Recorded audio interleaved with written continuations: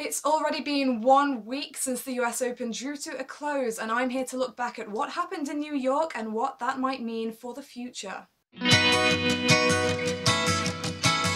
Hello and welcome back to the tennis vlog. If you have yet to subscribe to the channel, make sure you do that now so that you don't miss any future videos. So here we are in mid-September and the final Grand Slam of the season has drawn to a close. So in traditional tennis vlog style, we're going to take a look back at the New York fortnight and see what the key moments were there and perhaps some of the more controversial moments as well. So we will begin with our ATP player of the tournament, who was, of course, Rafael Nadal. The world number one won his 3rd US Open trophy and 16th Grand Slam title when he beat 28th seed Kevin Anderson in straight sets in the final. I wrote fairly extensively on Nadal's win for my website. I'm not going to add much now to what I wrote there. I focused a lot on how his mentality was what was particularly impressive during this run. For a long time, Nadal was renowned for his fight and for his mental toughness, and during the 2015 season, in which he was hit with so much doubt and nerves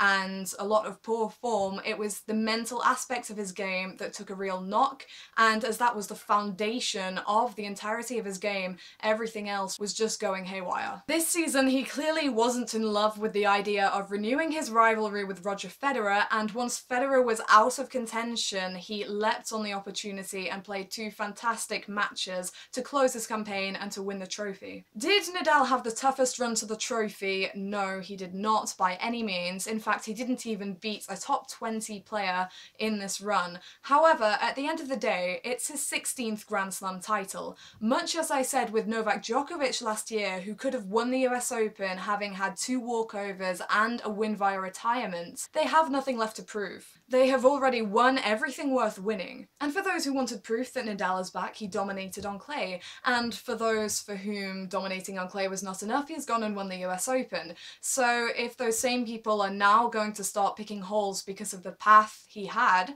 to win the US Open trophy, they're going to start looking a bit petty. WTA player of the tournament is 24-year-old Sloane Stephens, who won the Grand Slam title that has been beckoning for years under unexpected circumstances. The American defied the odds and continued her great form of the American hardcourt swing to claim her maiden Grand Slam title. This victory came 11 months after ankle surgery that meant she was still hobbling around in a boot as recently as April. Her defeat of Madison Keys 6-3, 6-love in the US Open final came just a matter of weeks after she had been ranked outside the world's top 1,000. Did Stephens play knockout tennis all tournament? No, she didn't. Did she need to? No, she did not. Did she in the end? Yes, she did, and that is what people are going to remember about this fortnight. And she did play a good standard of tennis all tournament. She got her first real upset in the 2nd round against number 11 seed Dominika Cibulkova and opened up the draw even more for herself. Skip ahead to the semi-finals, and really there is no way she should have beaten Venus Williams in that match in the end. I recall someone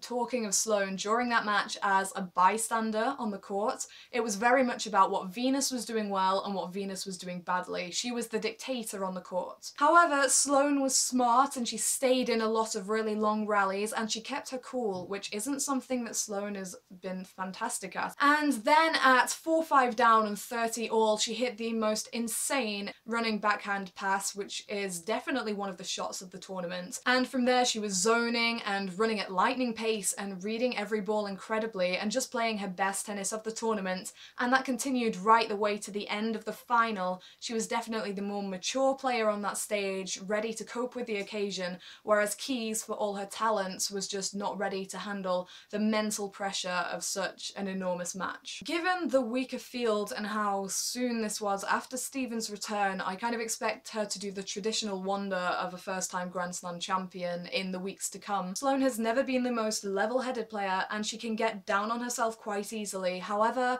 her perspective has changed more since she returned to tour and might not be so much of an issue, but all these wins so soon are likely to catch up with her at some point because frankly she's not used to it. She had a brilliant record coming into New York and credit to her for keeping that up at one of the biggest events of the season. But whatever happens in the near future, she has a great all-round game, she's been on the radar for years, and I would be surprised if she she's not going deep at major events for some years to come. Now usually, at this point of the video, I would do both an ATP shock of the tournament and a WTA shock of the tournament, and I'm apologising right now because my camera won't focus and it's going grey and ugh. But to be honest, this fortnight nothing really shocked me, and there isn't anything that I can classify as a massive shock because this was one of the weirdest Grand Slams that we'll see for a while.